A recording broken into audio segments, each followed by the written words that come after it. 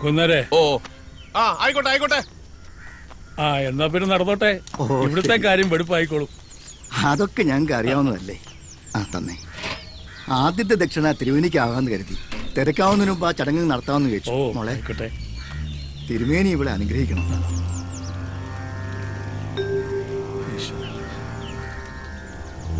തൃപ്തിയായി. ബന്ധുക്കളൊക്കെ വന്ന് തുടങ്ങി. ഞങ്ങളെന്നാ ഇടയ്ക്ക് വരാം. ഏയ് ഇല വെക്കുന്ന നേരത്ത് കണ്ടാൽ മതി. അവിടുത്തെ കാര്യങ്ങൾ ഭംഗിയായിട്ട് നടന്നോട്ടെ. ആയിക്കോട്ടെ. ശരി ശരി. ഞങ്ങള് ഹാജർ. ആരായത്? കല്യാണം കൂടാൻ എത്തിയതാ. ആഹാ വരന്റെ. ആ ഉള്ളത് പറഞ്ഞ വരന്റെ ആൾക്കാരല്ല, വധുവിന്റെ ആൾക്കാരും അല്ല. ശരിക്കും കല്യാണം കൂടാനെന്ന വ്യാജേന സദ്യ ഉണ്ണാൻ വന്നവരാ. കഴിഞ്ഞ 10-12 വർഷമായിട്ട് തുടർന്നു പോകുന്ന ഒരു വഴിപാട് മാതിരി അത്. തിരുമേനിയുടെ പാചകം എവിടെ ഉണ്ടെങ്കിലും ഞാൻ അവിടെ എത്തും. എന്താ കോയിന്നാരെ? നാളെ എത്രയാ? 3 അട പരിപ്പ് പാൽപായസം. ഓ പഴപ്രഥമം കൂടി ആവായിരുന്നു. ആയിക്കോട്ടെ, തിരുമേനി തീരുമാനിച്ചാ മതി. ഇനി മാറ്റമൊന്നും വരുത്തണ്ട. പഴം അടുത്ത തവണ ആവാം. ഞാൻ വെറുതെ പറഞ്ഞതാ, ഒരു മോഹം. എവിടെയാ സ്ഥലം? ഇരിഞ്ഞാലക്കുട. ആ തിരുമേനി, ഈ പുതുമുഖങ്ങളെ പരിചയപ്പെട്ടില്ലല്ലോ. ഇത് അജിത് കുമാർ, ഞങ്ങളുടെ ചുറ്റുവട്ടത്തെ അറിയപ്പെടുന്ന ഒരു ദേഹണ്ണക്കാരനാണ്. ഇനി ഈ വിഷയത്തിൽ എത്രത്തോളം അങ്ങോട്ട് മുമ്പോട്ട് പോകാനുണ്ടെന്ന് അറിഞ്ഞോട്ടേച്ച് കൊണ്ടുവന്നതാ. ഇത് ഉസ്മാൻ. ബിരിയാണിയാണ് ലോകത്തിലെ ഏറ്റവും വിശിഷ്ട ഭോജ്യം എന്ന് വിചാരിക്കണ ആളാ. നാളത്തെ സദ്യ കഴിഞ്ഞിട്ട് ആ അഭിപ്രായത്തിൽ വല്ല മാറ്റം ഉണ്ടോന്ന് നോക്കാലോ. അപ്പോ താമസിക്കാൻ ലോഡ്ജിൽ മുറിയെടുത്തിട്ടുണ്ട്. വണ്ടിക്കൂലി, താമസം ഒന്നോർത്താ ഒക്കെ പണച്ചെലവാ. എന്നാലും തിരുമേനിയുടെ കൈപ്പുണ്യം ഓർത്താ. ഇവിടെ അടുത്ത വീട്. ഓ അങ്ങോട്ടേക്ക് ഒന്ന് വരിക. എന്നാ പിന്നെ ആയിക്കോട്ടെ ആയിക്കോട്ടെ. ഉള്ള സ്ഥലത്തൊക്കെ ഇരിക്കാം. വന്ന പടിയാ. ഇനി ഒരു കുളിയൊക്കെ കഴിഞ്ഞ അമ്പലത്തിൽ പോയി തൊഴുതിട്ട് വരാം. ആയിക്കോട്ടെ. ഓ അതെ, ഈ നാളത്തെ സദ്യക്ക് നേരത്തെ ഹാജരാക്കേണ്ട കാര്യം ഈ നായർക്കെന്താ? അതെ, സദ്യ കഥകളി പോലെയാണെന്ന് പരമേശ്വരൻ പറയും. അണിയറയിൽ പോയി ചുട്ടുകുത്ത് മുതലേ അനുഭവിച്ചു തുടങ്ങണം, എന്നാലേ ആസ്വാദനം പൂർത്തിയാകൂത്രേ. അവര് വന്നോട്ടെ, പുകയും മണമൊക്കെ പിടിച്ച് ഈ മൂലയ്ക്ക് എവിടെങ്കിലും കൂലി പിടിച്ചിരുന്നോളൂ. അതല്ല, കൂടെ വന്നവൻ പാചകക്കാരനാ പറഞ്ഞു. അവൻ തിരുമേനിയുടെ സൂത്രങ്ങൾ അടിച്ചു മാറ്റാനുള്ള പ്ലാനാ.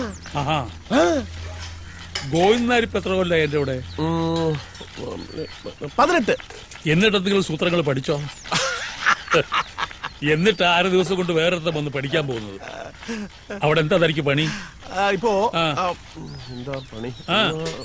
അരി കഴിയണം. എന്നാ കഴുക്. ഓ ഹലോ, ഉണ്ടല്ലോ. കൊടുക്കാം. വീട്ടിൽ നിന്ന്. ഹലോ, എന്താ എപ്പാ? ഇതെന്താ ഇപ്പൊ ഇങ്ങനെ? എന്താ ശരിക്കും? ഞാൻ വരാം, ഉടനെ വരാം. ദാമു, ആ വണ്ടി എടുക്ക, ഞാൻ വീട് എടുത്ത് പോയിട്ട് വരാം. അല്ല, എന്താ ഇപ്പൊ വന്നിട്ട് പറയാം. എന്താ എന്താ എനിക്കറിയില്ല. എന്റെ ഈശ്വര, ഇല്ലത്തെന്തോ അനർത്ഥം ഉണ്ടായിട്ടുണ്ട്. അയ്യോ,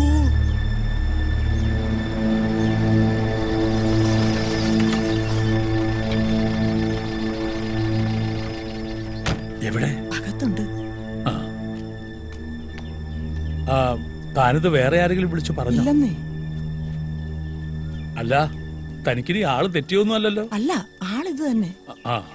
ഈ മിമിക്രിക്കാരുണ്ടേ, കണ്ടാ അതുപോലൊക്കെ തന്നെ ഇരിക്കും, അതുകൊണ്ട് ചോദിച്ചതാ. ശരി.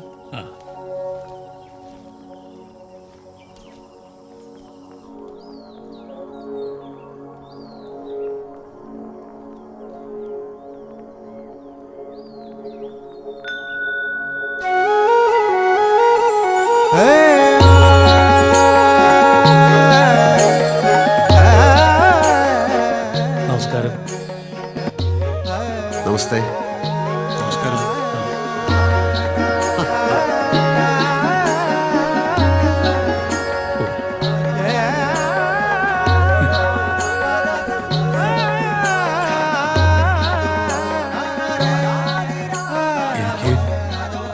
എനിക്ക് വിശ്വസിക്കാമോ? 100% വിശ്വസിക്കാം. അത്ഭുതം, അല്ലാതെ ഇതിനൊരു വാക്കില്ല. ഈ താടിയൊക്കെ മലയ്ക്ക് പോണ്ടോ? ഇല്ല, ഒരു സിനിമയ്ക്ക് വേണ്ടിയാ. ഓ ഓ, ഒരുപാട് സിനിമാ താരങ്ങളെ കണ്ടിട്ടുണ്ട്. ചില കല്യാണങ്ങൾക്ക് ഗുരുവായൂര്, ചിലരൊക്കെ നേരിട്ട് അറിയാം. പക്ഷേ അടുത്ത് കാണണം എന്ന് ആഗ്രഹിച്ച ഒരാള് ദാ. പക്ഷേ ഈ വിദ്വാൻ ഗുരുവായൂരപ്പനെ പോലെയാ, പിടിതരില്ല, വഴുതിക്കളെ. ഇപ്പതാ പ്രത്യക്ഷമായി. ആ, ഇരിക്കാം.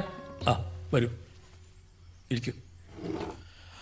ആ, ഇദ്ദേഹം മുമ്പ് പരിചയപ്പെട്ടിട്ടില്ല. ഇത് വി കെ മേനോൻ.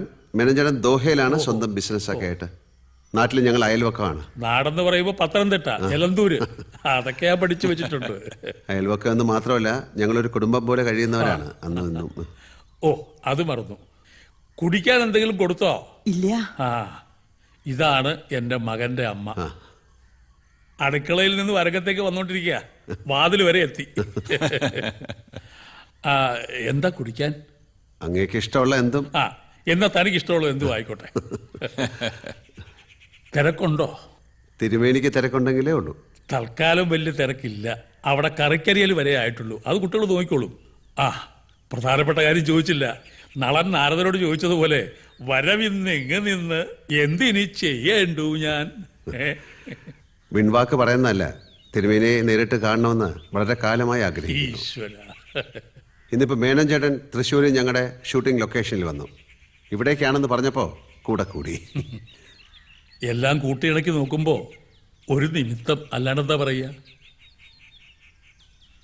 എന്നെ കൊണ്ട് എന്തെങ്കിലും ഉപകാരം പറ്റൂന്ന് വെച്ചാൽ, എന്റെ മോളുടെ വിവാഹമാണ്. ഓ, അതിന് സ്വാദുള്ള ആഹാരം വെച്ചു കൊടുത്ത് തിരുമേനി അവളെ അനുഗ്രഹിക്കണം. ഓ, സന്തോഷം.